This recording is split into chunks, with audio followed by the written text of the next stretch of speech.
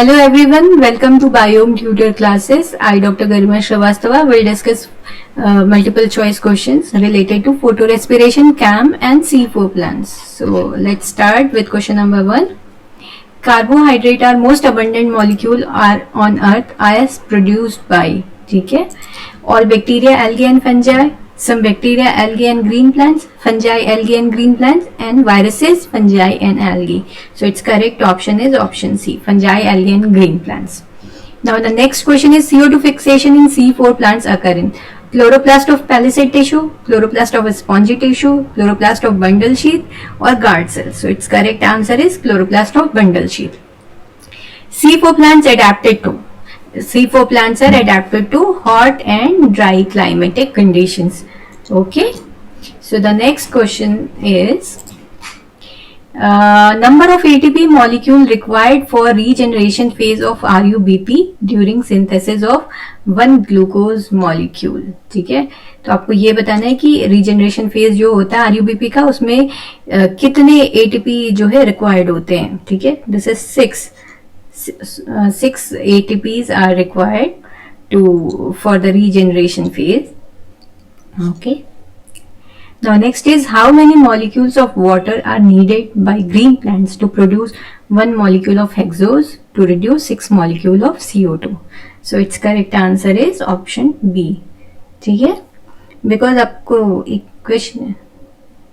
Equation याद होगी कि जब हम लिखते हैं तो हम क्या इक्वेशन लिखते हैं 6 plus 12H2O give rise to C6H12O6. ठीक है, तो हमें टोटल 12 मॉलिक्यूल्स की जरूरत होती है, टोटल 12 वाटर मॉलिक्यूल्स की. Now next question is for the synthesis of 1 molecule of sucrose how many ATP molecules are required to in reduction step of Calvin cycle.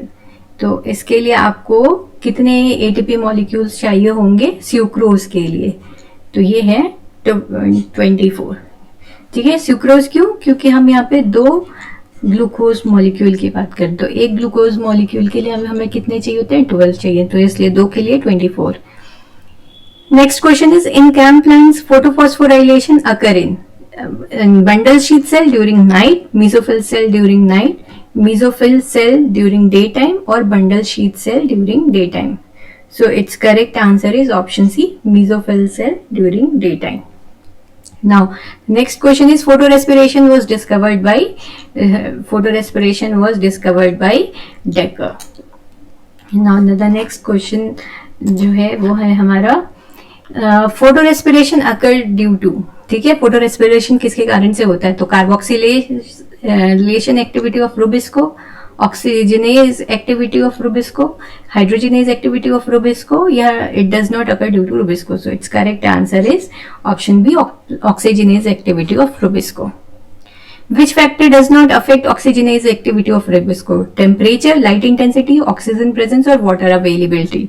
So its correct answer is water availability do not affect the activity of Rubisco. Now next question is during C2 cycle the 2-carbon compound is synthesized along with 3 PGA. So it is 2-phosphoglycolate.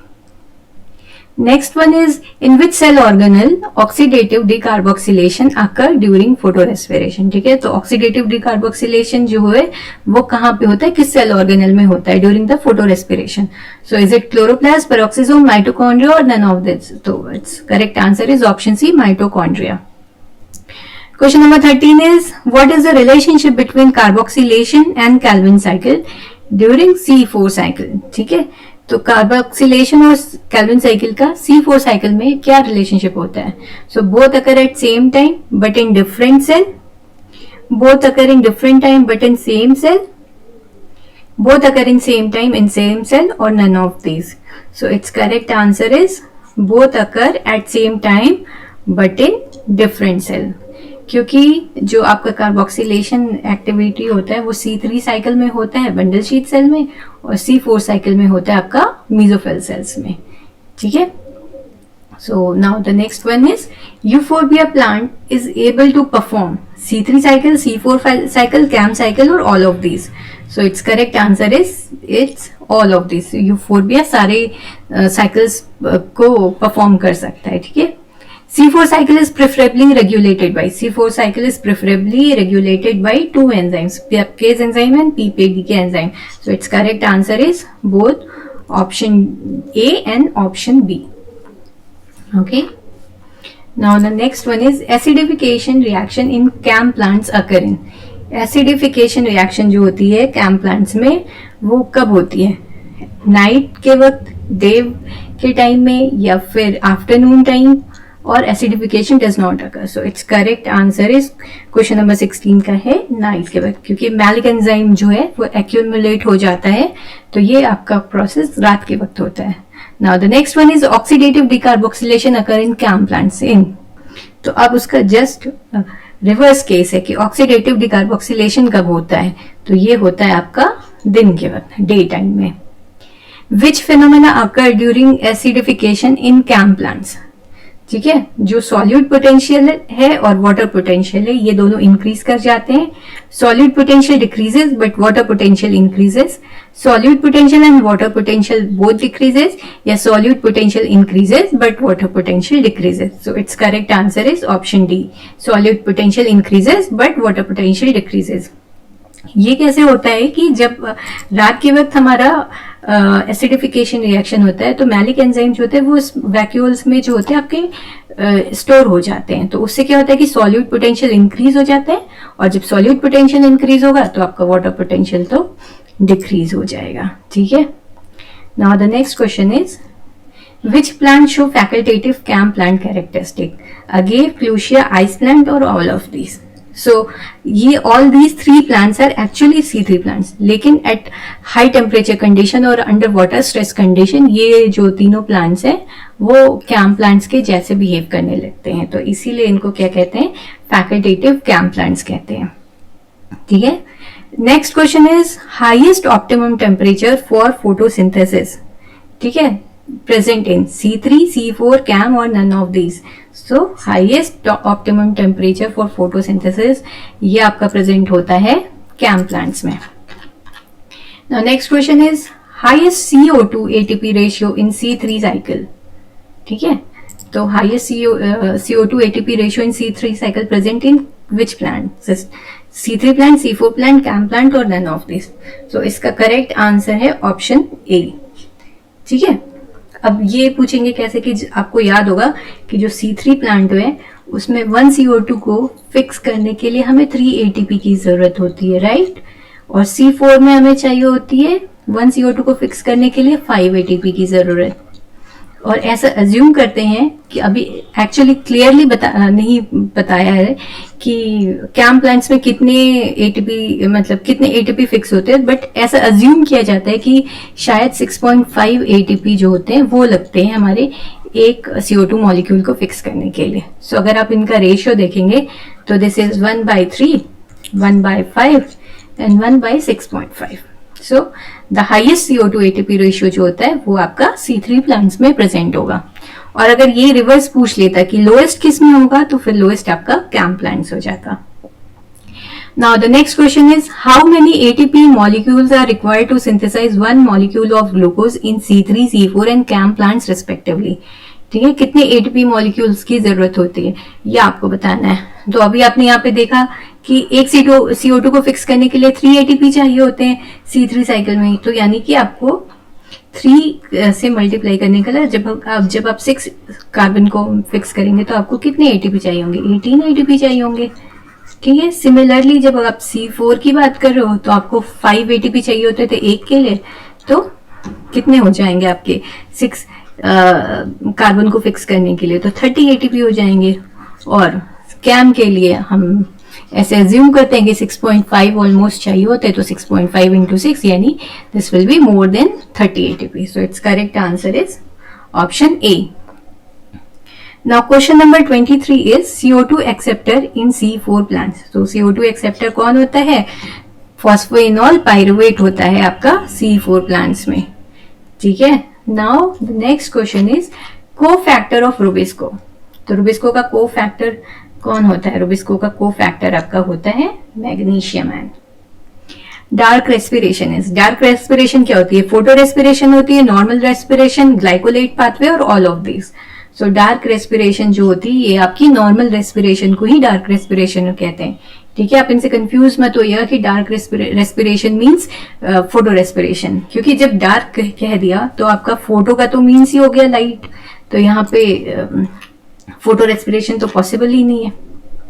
Now the next question is कि which enzyme participate in CO2 fixation during day in CAM plants. आपको बताने की कौन से enzyme जो होता है वो CO2 फिक्सेशन में हेल्प करता है दिन के वक्त में। ठीक है, is it RUBP carboxylase, RUBP oxygenase, PEP carboxylase, या फिर बोथ 1 and 2, यानी कि RUBP carboxylase and RUBP oxygenase. ठीक है, तो इसका करेक्ट आंसर जो है आपका ऑप्शन ए हो जाएगा, RUBP कार्बोक्सिलेज। ठीक है, दिन के वक्त पूछ रहा है आपसे, तो इसलिए जो RUBP कार्बोक्सिलेज है वो आपका इंपॉर्टेंट एंजाइम हो जाता है CO2 फिक्सेशन के लिए। ठीक है, next question is stomata are absent in hydrophytes, xerophytes, epiphytes और नन। तो it's correct answer is hydrophytes. जो आपके सबमर्ज प्लांट होते हैं, ठीक है, उनमें आपका स्टोमेटा नहीं प्रेजेंट होता है और उनकी में आपके एयर पॉकेट्स होते हैं। ठीक है, क्योंकि वहां पे आपको एयर पॉकेट्स मिल जाएंगे जो सबमर्ज प्लांट्स होते हैं वहां पे स्टोमेटा की जगह पे। Next question is glycolate is a product of, glycolate is a product of photosynthesis, photo respiration, photophosphorylation और photo oxidation. So correct answer is option B, photo respiration. ठीक है, कभी कभी सेम आंसर सेम वर्ड्स दिए होते हैं, तो जब भी आप आपके आंसर्स को मार्क करते हो ना उसको डबल चेक जरूर कर लिया करो, क्योंकि कभी कभी फोटो सिंथेसिस और फोटो रेस्पिरेशन हम मार्क करते हैं फोटो रेस्पिरेशन, बट समहाउ वो कोई दूसरा ऑप्शन सेलेक्ट कर लेता है, तो इसलिए अपने आंसर्स को डबल चेक जरूर करिए। Now next question is correct sequence of photo respiration in plants. तो आपको ये बताने की करेक्ट सीक्वेंस क्या होता है, फोटो रेस्पिरेशन प्लांट्स में किस सीक्वेंस में होती है। तो सबसे पहले क्लोरोप्लास्ट, माइटोकॉन्ड्रिया और peroxisome, then peroxisome, mitochondria, chloroplast, chloroplast, peroxisome followed by mitochondria, या फिर mitochondria, chloroplast and peroxisome. So it's correct answer is chloroplast, peroxisome and mitochondria. This is the correct answer. ठीक है, now next one is substrate for photo respiration. ठीक है, आपको बताना है कि फोटो रेस्पिरेशन का सबस्ट्रेट क्या होता है। तो C6 acid, C4 acid, C2 acid और C3 एसिड, मीन्स कि कितने कार्बन कंपाउंड के एसिड होंगे। तो इसका करेक्ट आंसर है C2 एसिड, क्योंकि हम फोटो रेस्पिरेशन को क्या कहते हैं, C2 साइकिल भी कहते हैं। तो वहां से भी आप इसको गेस कर सकते हो कि इसका सही आंसर क्या होगा, C2 एसिड। 2 कार्बन कंपाउंड जो होते हैं वो फोटो सबस्ट्रेट होते हैं फोटो रेस्पिरेशन के। Now next question is in CAM plant CO2 for photosynthesis is released during daytime. ठीक है, ये कहाँ से CO2 जो रिलीज होती है वो कहाँ से रिलीज होती है। ठीक है, तो from pyruvic acid, oxaloacetic acid, malic acid और carbonic acid. So it's correct answer is malic acid, क्योंकि जो मैलिक एसिड वैक्यूल्स के अंदर स्टोर हो जाती है वही दिन के टाइम में वहां से एक CO2 रिलीज हो जाता है, ऑक्सीडेटिव डिकार्बोक्सिलेशन होता है वहां पे और 3 कार्बन कंपाउंड वापस से बन जाता है। Now the next one is high CO2 compensation point found in. ठीक है, हाई CO2 कंपनसेशन पॉइंट, तो ये किस कहाँ मिलेगा आपको, C2 प्लांट्स में, C3 प्लांट्स में, C4 प्लांट्स में या सभी में। तो हाई कंपनसेशन पॉइंट जो होता है C3 प्लांट्स में होता है। C3 प्लांट्स को ज्यादा मात्रा में CO2 की जरूरत होती है फोटोसिंथेसिस करने के लिए as compare to C4 plants और कैम प्लांट्स। ठीक है, तो आज के लिए बस इतना ही। आई होप आज का सेशन आपके लिए यूजफुल रहा होगा। तब तक के लिए अपना ध्यान रखें। Thank you so much.